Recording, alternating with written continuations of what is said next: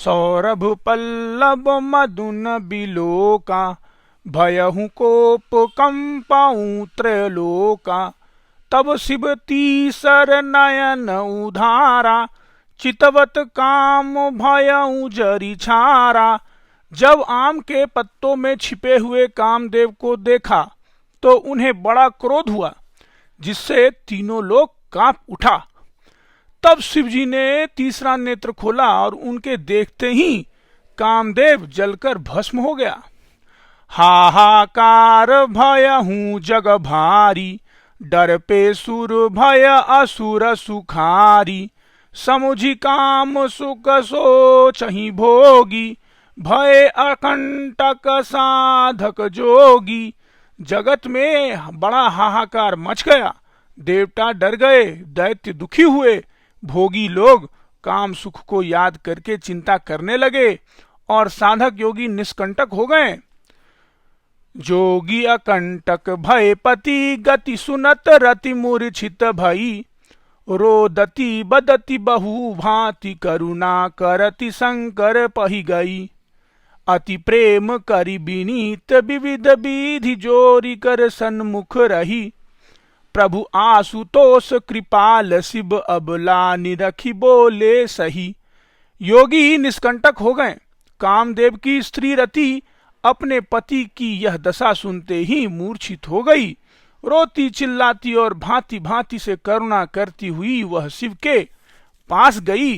अत्यंत प्रेम के साथ अनेकों प्रकार से विनती करके हाथ जोड़कर सामने खड़ी हो गई।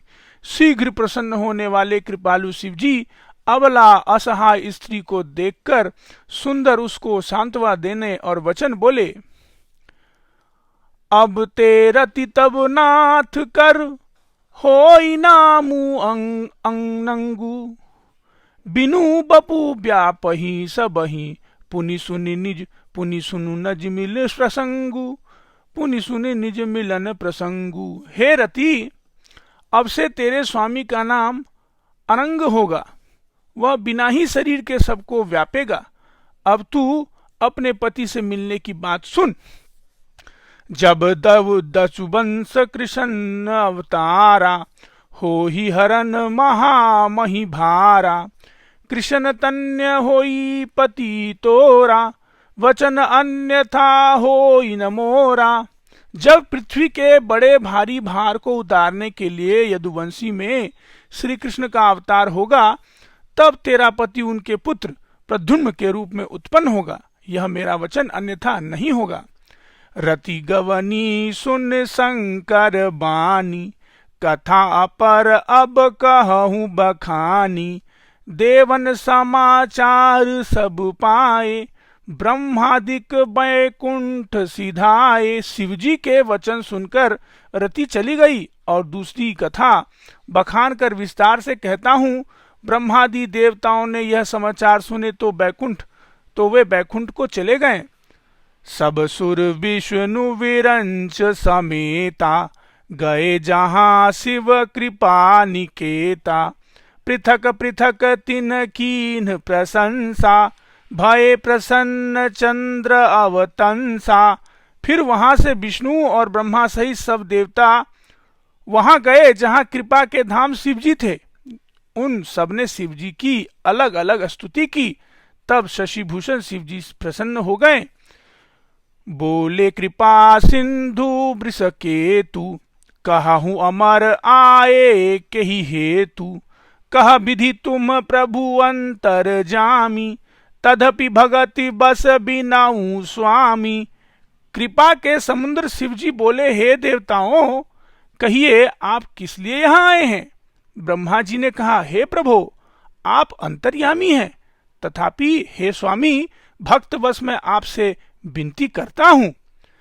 सकल सुरन के हृदयस, शंकर परम उछाहू। निज नय नहीं देखहि चाहि, नाथ तुम्हार विबाहु। नाथ तुम्हार विबाहु। हे शंकर जी, सब देवताओं के मन में ऐसा परम उत्साह है कि हे नाथ, वे अपनी आंखों से आपका विवाह देखना चाहते हैं। यह उत्सव देखी भरी लोचन, सोई सुछु करहु मदन मदमोचन, कामु जारी रति कहूँ बरु दीन्हा, कृपा सिंधु यह अति भल कीन्हा। हे कामदेव के मद को चूर करने वाले, आप ऐसा कुछ कीजिए जिससे सब लोग उस उत्सव को नेत्र भरकर देखें। हे कृपा के सागर, कामदेव को भस्म करके आपने रति को जो वरदान दिया सो बहुत ही अच्छा किया। शासित करी पुनि करहु पसाऊं, नाथ प्रभु कर सहज सुभाऊं, पार्वती तपु कीन अपारा, करहु तासु अब अंगीकारा। हे नाथ, श्रेष्ठ स्वामियों का यह सहज स्वभाव ही है कि वे पहले दंड देकर फिर कृपा किया करते हैं। पार्वती ने अपार तप किया है, अब उन्हें अंगीकार कीजिए। सुनी विधि विनय समझू प्रभु बानी, ऐसा ही हो कहा सुख मानी, तब देवन दुम दुभी बजाई, बरसी सुमन जय जय सुरसाई। ब्रह्मा जी के प्रार्थना सुनकर और प्रभु श्री रामचंद्र जी के वचनों को याद करके शिव जी ने प्रसन्नता पूर्वक कहा, ऐसा ही हो। तब देवताओं ने नगाड़े बजाए और फूलों की वर्षा करके जय हो, देवताओं के स्वामी की जय हो, ऐसा कहने लगे। अवसरु जानि सप्तऋषि आए, तुरत ही विधि गिरि भवन पठाए, प्रथम गए जहाँ रही भवानी, बोले मधुर बचन छल सानी। उचित अवसर जानकर सप्तऋषि आए और ब्रह्मा जी ने तुरंत ही उन्हें हिमाचल के घर भेज दिया। वे पहले वहां गए जहां पार्वती जी थी और उनसे छल से भरे मीठे विनोद युक्त आनंद पहुंचाने वाले वचन बोले। कहा हमार न सुनहूं तब नारद के उपदेश, अब भा झूठ तुम्हारपन, जा रहु काम महेश, जा रहु काम महेश। नारद जी के उपदेश से तुमने उस समय हमारी बात नहीं सुनी, अब तो तुम्हारा प्रण झूठ हो गया, क्योंकि महादेव जी ने काम को ही भस्म कर डाला। सुनी बोली मुस्काई भवानी, उचित कहूँ मुनि बर विज्ञानी, तुम्हारी जान काम हूँ अब जारा, अब लगी शंभु रहे सबिकारा। यह सुनकर पार्वती जी मुस्काकर बोली, हे विज्ञानी मुनीश्वर, आपने उचित ही कहा है। आपकी समझ में शिव जी ने कामदेव को जलाया है, अब तक तो वे विकार युक्त कामी ही रहे। हमरे जान सदा शिव जोगी, अज अनवध अकाम अभोगी, जो मैं शिव सय अस जानी, प्रीति समेत कर्म मन बानी। किंतु हमारी समझ से तो शिव जी सदा ही योगी, अजन्मा, अनिध्य, काम रहित और भोगहीन है, और यदि मैंने शिव जी को ऐसा समझकर ही मन, वचन और कर्म से प्रेम सहित अपने से उनकी सेवा की है,